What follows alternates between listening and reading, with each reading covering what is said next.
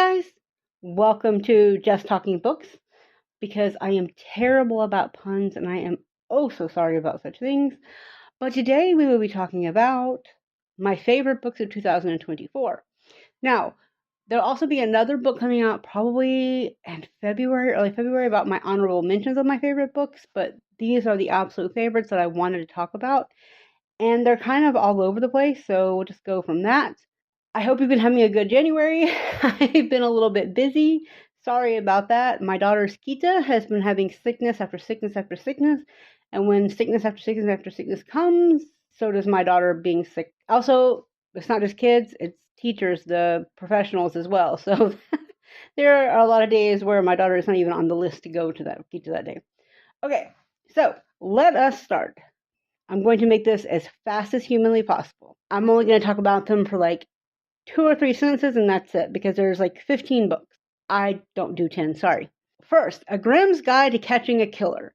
I love this. It's about a middle-aged woman who has an unexpected pregnancy, and she's also a Grim Reaper. She has to involve her family, her friends, to find out who killed this one soul and why, and I thought it was just a really fun way of things being done. Next, you have The Spellshop. You've seen this probably all over Bookstagram, BookTube, Book Talk. This one is a wonderful fantasy, cozy, set in, I want to say kind of almost like a D&D world. And in it, you have animated cactuses, you have animated other kind of plants, you have all these little things that are really fun and interesting.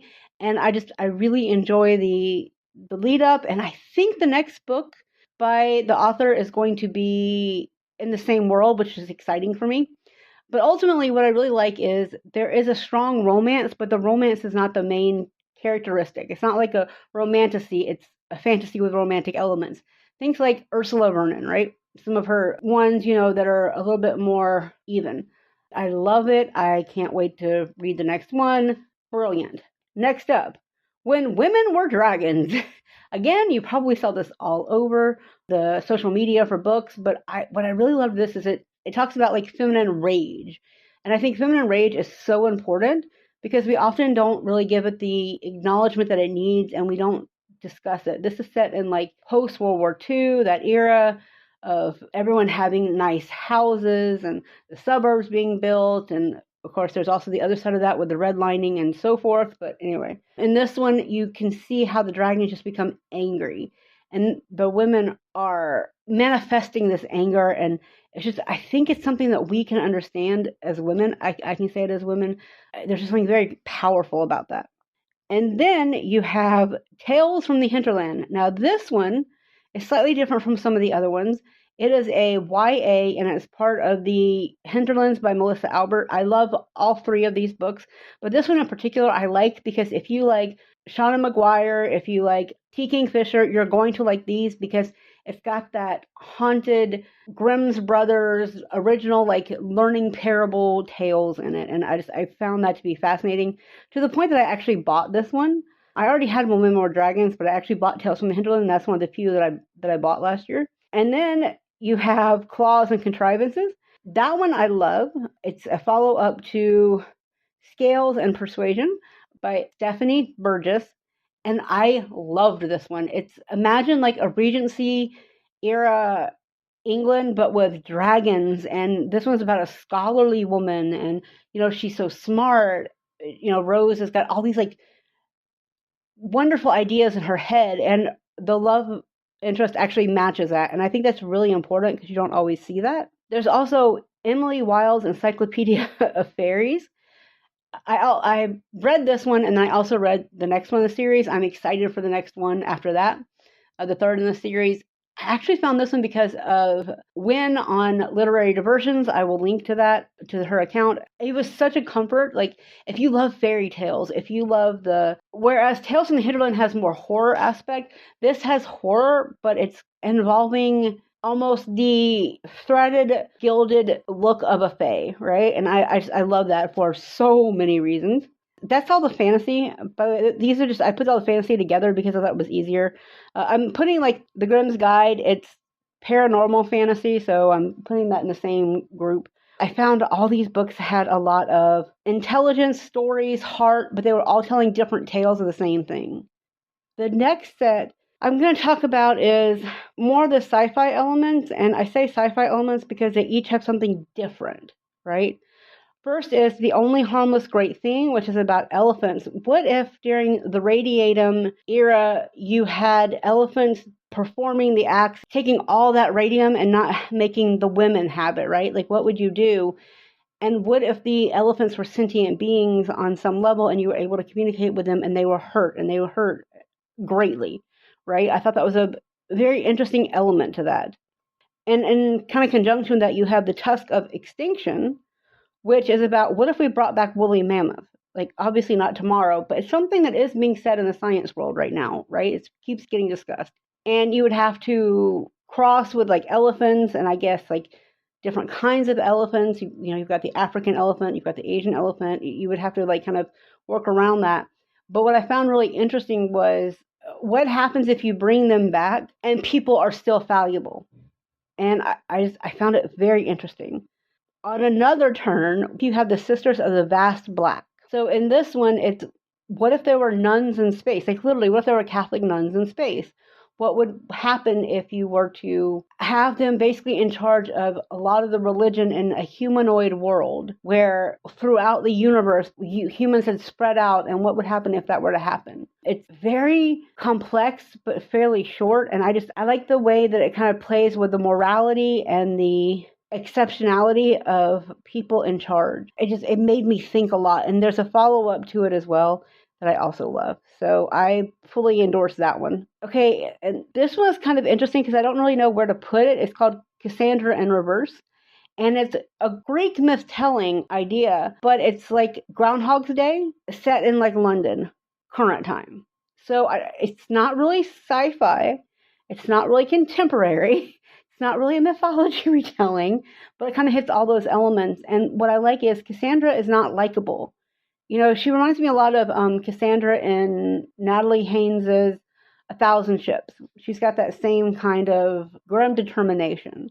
And I appreciate that about her, but I don't really know where to put this one because I enjoy her lessons. I enjoy her observations. I enjoy what's going on in her head. And you see it as she alters timeline after timeline after timeline. And I think that's brilliant. So that's one of my favorites too. And I think that's all the sci-fi. Okay, and then you have historical fiction. And interestingly enough, there are like no Greek tellings on here as much as I guess I could say that I would put Clytemnestra on here, but I don't know if I read it in December or January. That's why. Okay, so next up we have historical fiction. And I'm going to put a caveat of a bonus book on here because I don't really want to put it in the honorable mentions because I thought it was brilliant. But I don't really know where to put it in the best either because I'm trying to keep the numbers down. But essentially, I would say that Clytemnestra, Electra's mama, from the Iliad, okay? Don't ask me. Clytemnestra? You know what? I'm just going to put the book. You see this little book? That's the book. Okay. So I'm going to put that there because it was a very dark telling. It was I think it would be a really good, again, companion for 1,000 Ships. But I think ultimately I loved it because of the raw motherness of it all, the raw maternal feelings. And as a mom who has gone through postpartum depression, who has gone through fear and anxiety of my baby, passing away, all this kind of stuff, I understand exactly where she's coming from and I love it. So I guess that'll be the first one in the section. Then you have The Garden, and The Garden is interesting. It's set in the 1940s in a house that would help you create a baby, right? But there's this sinister feeling where there's these horror undertones about if you have a baby, if your baby is conceived there in some way, or you're gifted the ability to conceive or whatever, and you are able to keep your baby alive if you're able to continue the pregnancy because you've had miscarriage after miscarriage after miscarriage. There was like this really great horror feeling. A couple years ago, I loved Little Darlings by Melanie Golding. And I think that if you liked that, you're going to love this one. And then you have The House of Eve, which is a story set in post-World War II America. And it's what happens if you have an unwanted pregnancy and you're Black, basically. How do you survive that? And this is by the same author that did The Yellow Wife. I still haven't read that. It's on my TBR eventually. But it's in that same, it's, it tells you like, what do you do with a baby that you can't keep, right? And so there's this great look and nuance about the almost forced adoptions and how parents are making the decisions for you and how you want to go on to be something more than being a teenage mom, but everything's holding you back. And alternately, what happens when, again, like the garden, you get so close to having a stable pregnancy and it just doesn't happen. You just keep losing babies. I think these two go together really well. That's why I put them ultimately, I think, together, because there's the shadow effect of how I like when books have that connection and how they can show different realities for different groups, communities, cultures, races, what have you. And the last historical fiction is The Island of Sea Women, which is set in Korea during the Korean War and the times where the Japanese are, have taken over that very problematic and abusive time towards women. That violence against women was very high at the time.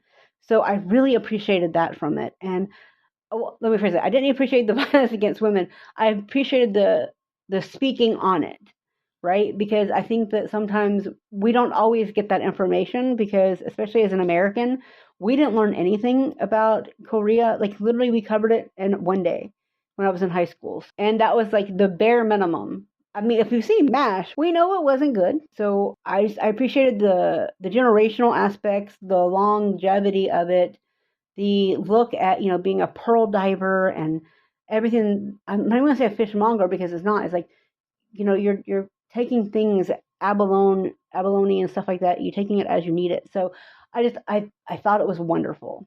And that concludes the historical fiction of this bit. After this, there's only like 2 more books, I promise, guys, just 2. The final bit is contemporary stories set in non-Eurocentric worlds. The Bandit Queens is about an unlikable woman within her society who gains a reputation she hadn't earned, but she uses to her benefit, and ultimately uses it to help others with that same benefit, right? I liked the examination of society, how people can throw you out of the group chat basically until you are useful to them, how you can lose a lot and gain a lot at the same time by finding your way. There was something very interesting about watching the main character unfold, and I loved that. It was like like an artichoke, just piecing bits by bits by bits. And then finally we have A Grandmother Begins the Story. I read this in November for Indigenous Peoples Month, and I did this because it's set kind of in the where America and Canada kind of the tribal lines cross, and so you see people in. It's based in Canada, but there's discussions about things happening below the the national boundary line. I thought it was very interesting because it pieced together parts of Canadian First Nations that I don't know anything about. I have no idea. Because again, we don't know anything about American ones, and I'm again from there. I'm from Georgia. We should know a little bit more. We should know more. Anyway, what I found impressive was the fact that the writer had this great ability to show unsavory situations, complicated situations, long-standing trauma, and how generational trauma can compound, and sometimes someone has to break the cycle. And it's told from like 5 points of view, including like a bison's. It's got this really interesting examination of life, and I loved it. I can't say anything else to it. And that is my top 16 books, I guess, if you count the new one, the bonus story of 2024. Again, I will have some honorable mentions coming up soon, which I think that you're going to find those just as fascinating for different reasons. But what I really loved is each of these books has got a woman that is looking for a way out, to find her her position to rearrange what society thinks of her, and that's very indicative of what I read. I don't read a lot of Sarah J. Maas. I don't read a lot of dark romance. I don't read a lot of that kind of stuff. I read these kind of books, right? And a lot of these I got on the Audible subscription when it's like $10 here in Germany.